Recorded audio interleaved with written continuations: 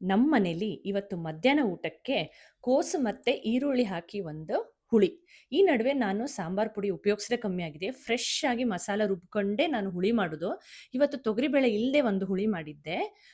ಕೋಸನ್ನ separate ಸ್ವಲ್ಪ ಬಿಸಿನೀರಲ್ಲಿ ನೆನೆಸಿಟ್ಕೊಂಡಿದ್ದೆ. ಅದೇ ಕೋಸನ್ನ ವಾಪಸ್ ಅರಿಶಿನ ಮತ್ತೆ ಖಾರದ ಇದು ಹಸಿಮೆಣಸು ಹಾಕಿ ಕೂಗ್ಸ್ಕೊಂಡೆ ಒಂದು ವಿಸಿಲ್. ಮಸಾಲೆಗೆ ತೆಂಗಿನ ಎಣ್ಣೆಯಲ್ಲಿ ಅಕ್ಕಿ ಮತ್ತೆ ಕಡಲೆಬೇಳೆ ಒಂದೊಂದು ಚಮಚ, ತೊಗರಿಬೇಳೆ ಉಪಯೋಗಿಸದೇ ಇರೋದ್ರಿಂದ, ಧನಿಯಾ, ಜೀರಿಗೆ, ಆಮೇಲೆ 4ರಿಂದ 5 ಒಣಮೆಣಸು, ಕರ್ಬೇವು ಇದೆಲ್ಲ ಎಣ್ಣೆಲಿ ಫ್ರೈ ಮಾಡ್ಕೋಬೇಕು. ಕಾಯಿ ತುರಿ ಸ್ವಲ್ಪ ಅರ್ಧ ಕಪ್ ಲಾಸ್ಟಿಗೆ ಹಾಕೋಬೇಕು ಅದನ್ನ. ಅದನ್ನ ಸಪ್ರೇಟ್ ಇಟ್ಕೋಬೇಕು. ಕಡೆಗೆ ಬೆಂದಿರೋ ಕೋಸಿಗೆನೆ ಹುಣಸೆ ಹಣ್ಣಿನ ರಸ, ಉಪ್ಪು, ಚೂರು ಬೆಲ್ಲ ಹಾಕೊಂಡು ಸ್ವಲ್ಪನೇ ನೀರು ಹಾಕೊಂಡು ಕುದಿಸ್ತಾ ಇದ್ದೀನಿ. ಈರುಳ್ಳಿನ ಕೊಚ್ಚಾಕಿ ಲಾಸ್ಟಿಗೆ ಹಾಕ್ತೀನಿ.